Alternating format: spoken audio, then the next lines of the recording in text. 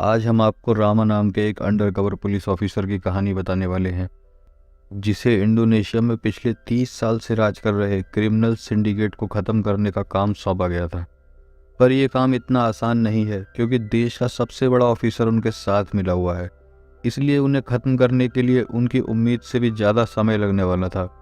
इसकी शुरुआत सबसे पहले जेल जाकर होती है, वो भी पूरे 3 साल के लिए, जिसके अंदर उसे बहुत खूंखार कैदियों का सामना करना पड़ता है ताकि वो एक बड़े गैंगस्टर का भरोसा जीत सके।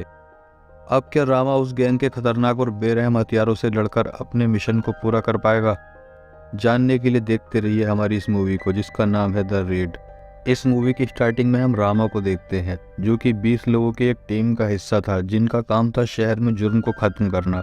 लेकिन यहाँ सबसे अजीब बात यह थी कि उसका खुद का सगा भाई एंडी भी एक मुजरिम था। वो अपने भाई को सही रास्ते पर लाने की कोशिश कर रहा था, लेकिन उससे पहले ही कुछ गैंगस्टर उसका खून कर देते हैं।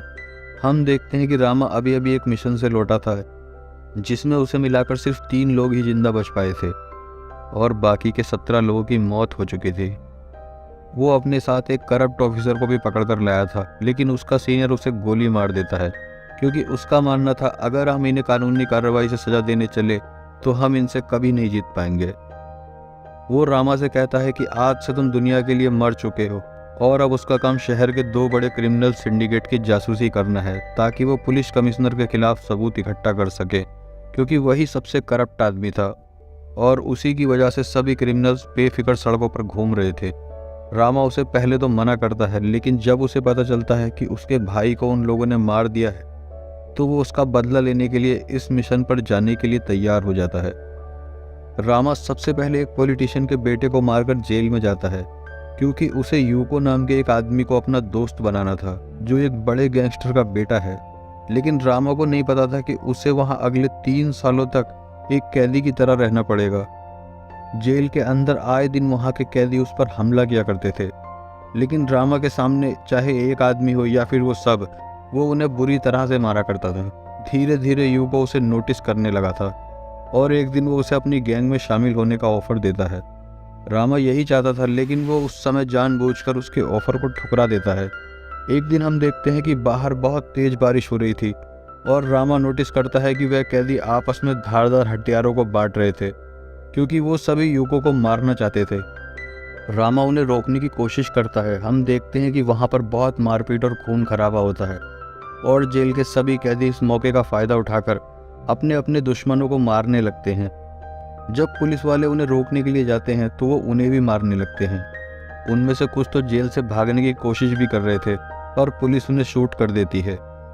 यूको पर कई लोग एक साथ मिलकर हमला कर रहे थे, लेकिन इससे पहले वो उसे मार पाते, रामा उसकी जान बचा लेता है। पुलिस ने भी बिगड़ते हुए हालातों को संभाल लिया था। इसी तरह उसे जेल में 2 साल बीत जाते हैं और जब रामा जेल से बाहर आता है तो हम देखते हैं कि यूको उसे पिकअप करने आया था, क्योंकि वो उसका शुक्रगुजार था कि उसने उसकी जान बचाई। यूको की वजह से रामा के 2 साल और जेल में बड़े आराम से बीते। यूको उसे अपने डैड के पास लेकर जाता है, जो कि शहर का एक बहुत बड़ा माफिया था। बांगुन और गोटो यही 2 थे जो उस पूरे शहर के काले धंधों को मिलकर चलाते थे, लेकिन अब उनके बीच कोई तीसरा आ गया था जो बहुत तेजी से फेमस हो रहा था। जब बांगुन रामा से मिलता है तो उसे अपने सारे कपड़े उतरवाने के लिए कहता है, क्योंकि उसे किसी पर भरोसा नहीं था। एका नाम का एक आदमी उसकी तलाशी लेता है, पर उन्हें उसके पास कुछ भी नहीं मिलता। रामा को रहने के लिए एक अपार्टमेंट दे दिया जाता है और जब सभी वहां से चले जाते हैं तो रामा अपने मुंह से सिम निकालकर अपने सीनियर्स को फ़ोन करता है और उससे कहता है कि अब से वो हर एक कदम अपने हिसाब से आगे रखेगा, क्योंकि अगर वो उनकी बात सुनता तो शायद तलाशी के समय ही उसे पकड़ लेते। इसके बाद रामा अपने परिवार को फ़ोन करता है, क्योंकि उसने 2 सालों से उनसे बात नहीं की थी। यूको अब हर वसूली पर उसे अपने साथ ले जाने लगा था। उसे पता चला था कि उसके एक आदमी ने उन्हें बिना बताए ड्रग्स का बिजनेस शुरू कर दिया था। यूको की नज़र में ये एक बहुत बड़ा धोखा था, इसलिए वो उसका हफ्ता बढ़ा देता है। अब क्योंकि उनके इलाके में एक नया माफिया आया होता है, इसलिए अब उस आदमी को यूको के सपोर्ट की ज़रूरत नहीं थी, इसलिए उसके लोग उन पर हमला कर देते हैं। लेकिन रामा और एका को इसके बारे में पहले से पता था, इसलिए वो उन लोगों को मार डालते हैं। उनका लीडर भागने की कोशिश करता है, पर रामा उसे पकड़कर बुरी तरह से मारता है। वहाँ से यूको ने बैग भरकर पैसे लूटे थे। उसके डैड ये देखकर बहुत खुश थे। क्योंकि अब उनके खिलाफ खड़े होने वालों में उनका खौफ रहेगा। यूको अपने डैड से कहता है कि अब वो और भी बड़ी जिम्मेदारियों को संभालना चाहता है, पर उसके डैड उसे कहते हैं कि जब वो इस लायक हो जाएगा तब उसे पता चल जाएगा। उसके डैड को उस पर भरोसा नहीं था कि वो बिजनेस को संभाल सकेगा। इसी वजह से यूको उससे बहुत नाराज रहता था। एक दिन रामा और यूको मिलकर शराब पी रहे थे। इसी मौके का फ़ायदा उठाकर रामा उसके वॉलेट में एक माइक्रोफोन डाल देता है ताकि वो उसकी जासूसी कर सके। वो जहाँ भी जाता रामा उस पर नज़र रखता। यूको उस माफिया से बात किया करता था जो उसके डैड और गोटो के बिजनेस में घुसने की कोशिश कर रहा था। इस आदमी का नाम बेजो है और वो अक्सर उसे ये कहकर भड़काता रहता था कि उसके सारे फैसले उसके डैड लेते हैं और वो एक बच्चे की तरह हमेशा उनकी उंगली पकड़कर चलता रहता है। बेजोस उसे तोहफे के तौर पर उन लोगों को लाकर देता है जिन्होंने उस पर जेल में हमला किया था, और वो चाहता था कि गोटो और बांगुन के बीच में फिर से दुश्मनी हो जाए और गोटो को बिजनेस से निकालकर उसके हिस्सेदारी को आपस में बांट ले।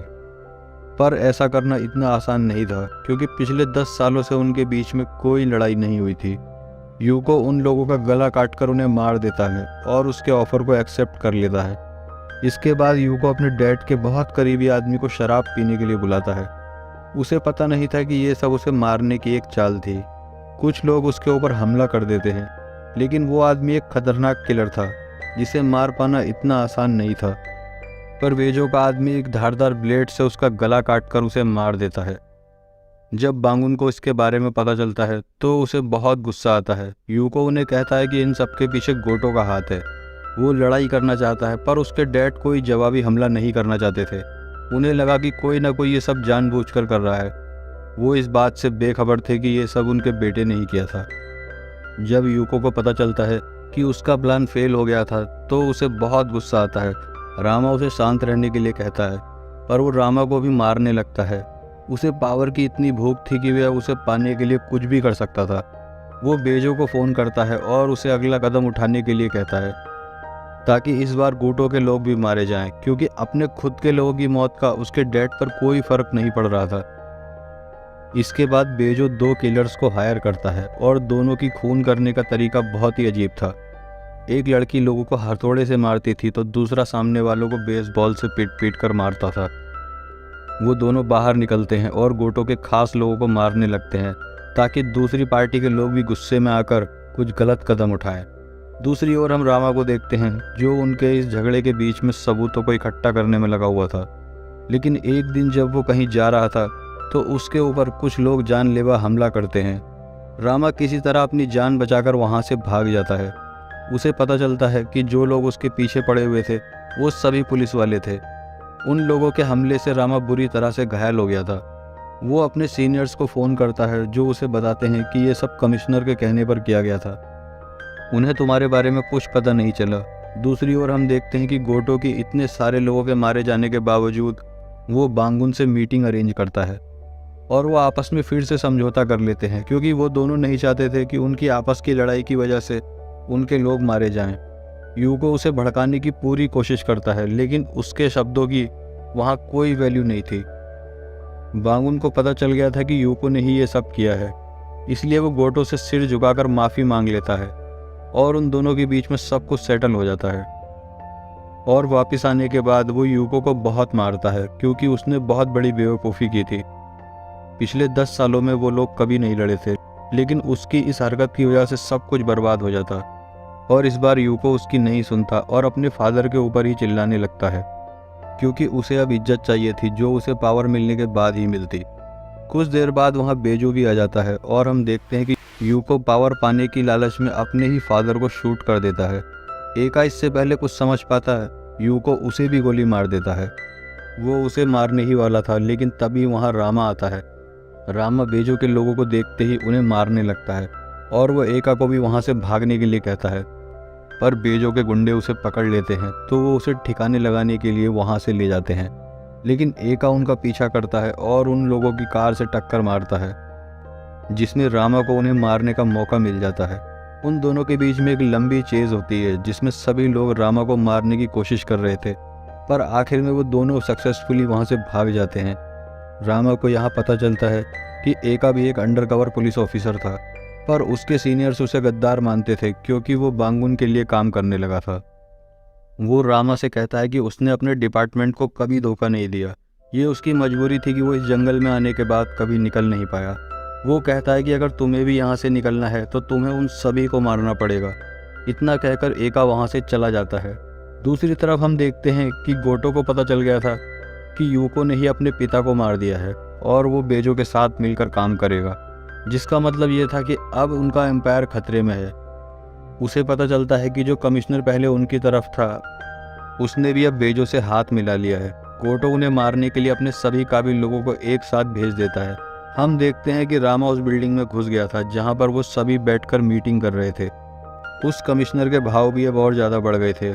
उसे अब उन दोनों से और भी ज़्यादा पैसे चाहिए थे ताकि पुलिस उनके बिजनेस में दखलंदाजी ना करे। बेजो को जब पता चलता है कि रामा उन तक पहुंचने की कोशिश कर रहा है तो वो अपने लोगों को उसे मारने के लिए भेज देता है। हम देखते हैं कि वो हथौड़े वाली लड़की और बेसबॉल वाला लड़का उसे मारने के लिए उस पर हमला करते हैं, पर वो दोनों मिलकर भी रामा को रोक नहीं पाते और आखिर में वो दोनों भाई बहन रामा के हाथों मारे जाते हैं। लेकिन ये सिलसिला यहीं ख़त्म नहीं हुआ था। जैसे जैसे वो आगे बढ़ता है बेजो के कई लोग उसे मिलते ही रहते हैं, लेकिन उनमें से सबसे खतरनाक वाला अभी बाकी था। वो उससे हैंड टू हैंड फाइटिंग में बहुत मारता है। एक वही था जो रामा के आगे इतनी देर तक टिक पाया था और आखिर में वो भी मारा जाता है। रामा सबसे ऊपर वाले फ्लोर तक पहुंच गया था। हम देखते हैं कि जब यूको वॉशरूम में जाता है तो उसे अपने वॉलेट में माइक्रोफोन मिलता है जो रामा ने ही छुपाया था और यहाँ पहली बार उससे अपने दिमाग का इस्तेमाल करता है। जब वो मीटिंग में था तब उसे बेजो के हाथ में एक टैटू दिखाई देता है। ऐसा सेम टैटू उन लोगों के हाथ में भी था जिन्होंने जेल में उसके ऊपर हमला किया था। अब वो समझ जाता है कि वो बेजो के ही आदमी थे और ये सब उसे फंसाने की एक चाल थी जिसमें वो बड़ी आसानी से फंस गया था। उसके पापा उसे ऐसे ही बेवकूफ़ नहीं समझते थे। जब बेजो को पता चलता है कि रामा उन तक पहुंच गया है तो वो उसे एक बंदूक देता है, लेकिन यूको उससे कमिश्नर को ही शूट कर देता है। इससे पहले वो कुछ समझ पाता यूको उसे भी मार देता है। अब उसके पास कुछ नहीं बचा था, इसलिए वो रामा के ऊपर भी गोलियां चलाने लगता है, लेकिन रामा एक धारदार ब्लेड से उसके ऊपर अटैक करता है जिससे उसकी मौत हो जाती है और इसी के साथ पावर का ये जानलेवा खेल यहीं पर ख़त्म हो जाता है। जब रामा उस बिल्डिंग से बाहर निकलता है तो उसे गोटो के लोग दिखाई देते हैं जो बेजो और यूको को मारने आए थे, लेकिन जब उन्हें पता चलता है कि रामा ने उन्हें अकेले ही मार दिया है तो वो उसे अपने साथ मिलकर काम करने का ऑफ़र देते हैं। पर रामा कहता है कि अब वो किसी के इशारों पर नहीं चलेगा और इतना कहकर वो वहाँ से चला जाता है। इसी के साथ कहानी यहीं पर ख़त्म हो जाती है। उम्मीद करता हूँ कि आपको ये वीडियो पसंद आई होगी। अगर आपको वीडियो पसंद आई हो तो वीडियो को लाइक और चैनल को सब्सक्राइब करना ना भूलें। मिलते हैं अगली वीडियो में, तब तक के लिए thank you and good bye.